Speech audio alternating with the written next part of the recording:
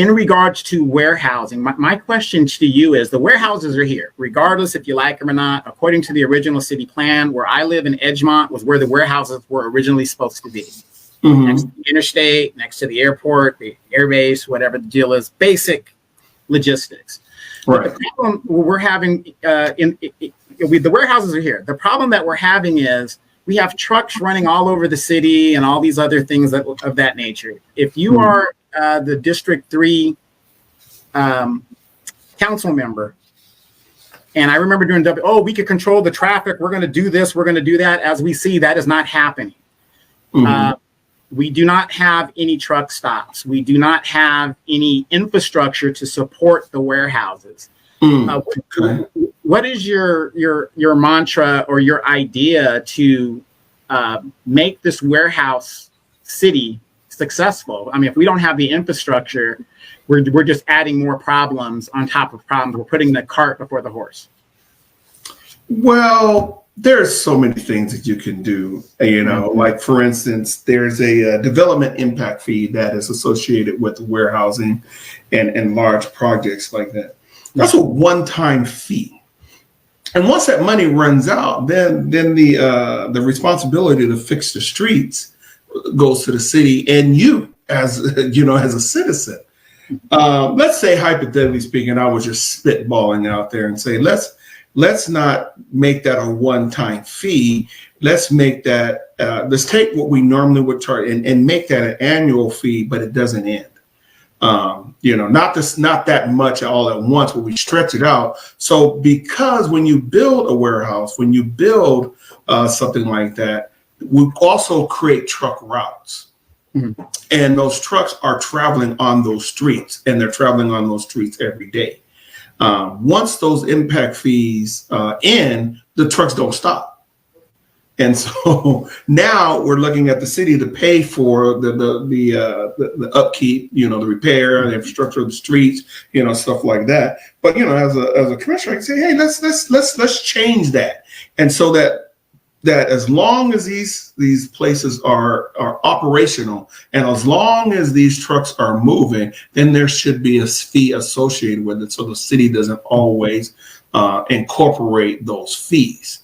Also, when you're looking at something as big as the World Logistics Center, and we have a lot of trucks that are coming into the city, they not only do they come in to bring goods or drop off goods or take goods out, these trucks also need to be fixed.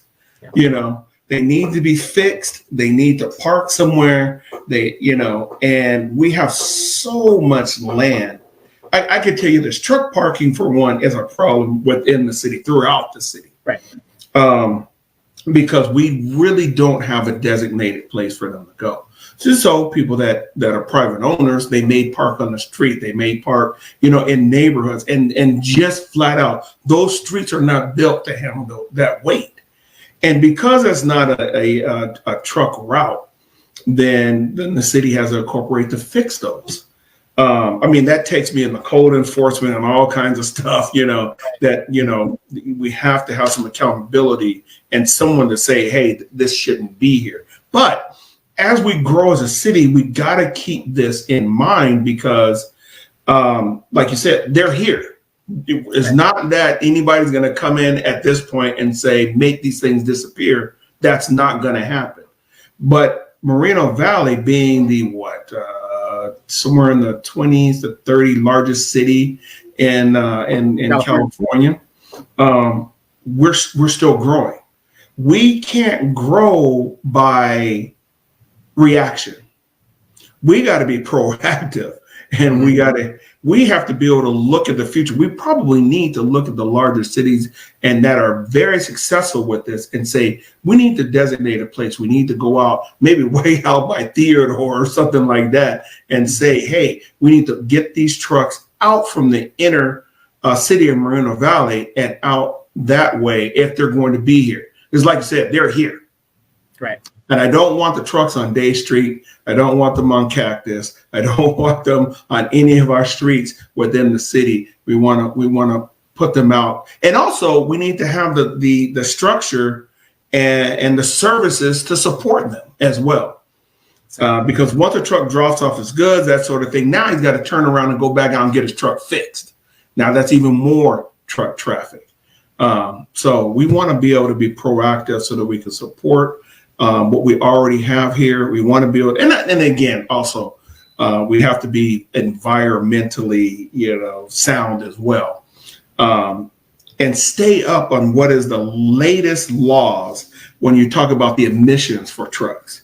And again, here's my thing: who's controlling that? Who's watching that? Who's making that accountable?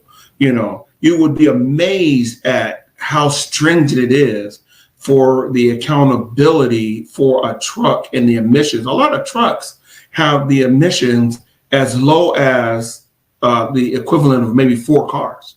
Mm-hmm. Or 1 car is 4. So, and that brings me into something else. Right. Listen, people will get upset because there's trucks on the street. Okay, fine. So you get this amount of truck traffic, but then if you build a 370 apartment complex and right. Then you count all the cars, you could also equate that to truck traffic. Right. As far as the emissions are concerned, but folks don't tend to complain about that. Your cars create pollution, it's just like trucks, right. And then the volume of them, the sheer volume.